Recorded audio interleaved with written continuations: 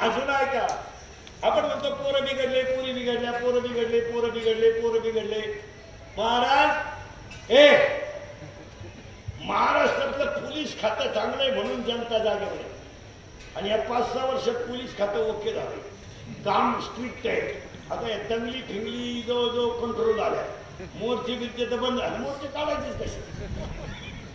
मोर्चे ऍटम जवळजवळ मिटला आणि पोलीस खात्याचं काम आता स्ट्रिक्ट आहे.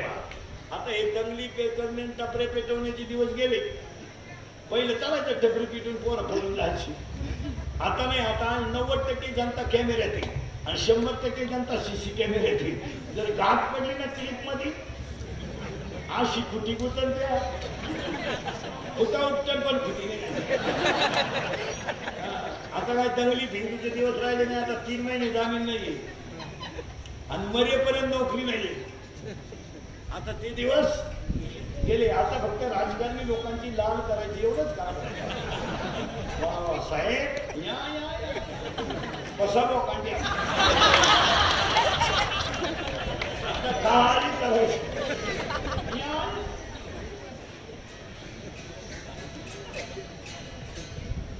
पोरं बिघडले, पोरं बिघडले, पुरी बिघडल्या, पुरी बिघडल्या. नुसती व्याख्यान नका देऊ आता.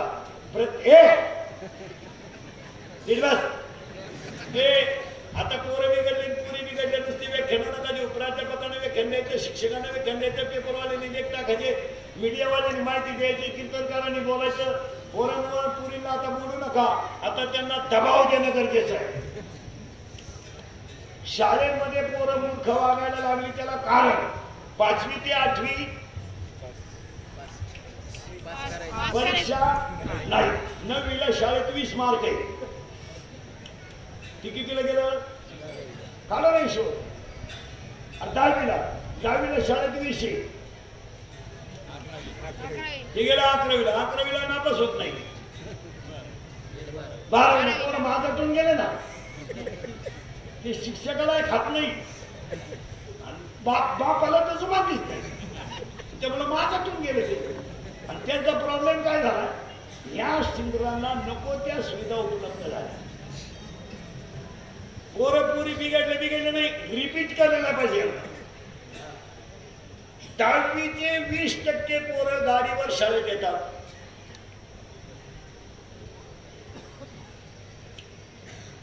11वीचे तर सरलाट गाडीवर येतात. 95ची पल्सर आता 95ला लागेल.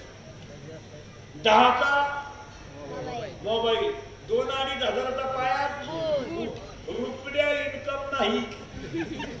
यांचे बाप नावायला येत नाही तर पोरं काहीच देत नाही. कशाला पाहिजे त्या तोंडग्याला पल्सर काम फटायचं धरून. प्रत्येक बापानं रात्री 9 नंतर आपला पोरगा घरातून बाहेर जाऊन दिला नाही. महाराष्ट्रातली 50% गुन्हेगारी आठवड्यात कमी. आजपासून मी 9:30 वाजले आपल्या घरात यायचं नाही.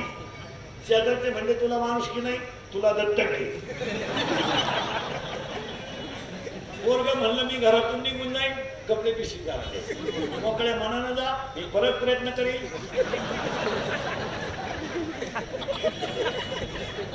पोरग म्हणलं मी फाशी घेईन, ही दुरी तू गुतव, मी वडीतो इकडे.